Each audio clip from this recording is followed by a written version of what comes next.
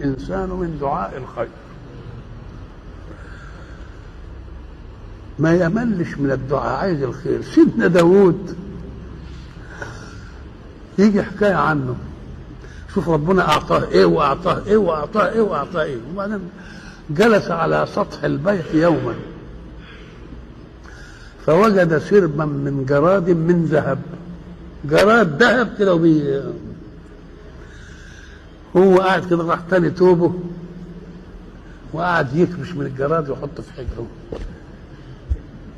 فتجلى الله عليه قال يا داود ألم أغنك؟ يبص له ولكن لا غنى لي عن فضلك. فإذا كان هذا داود، يبقى المؤمن العادي يعمل ايه؟ واللي مش مؤمن خالص يعمل ايه؟ اللي هو المقصود. لا يسأم الإنسان من دعاء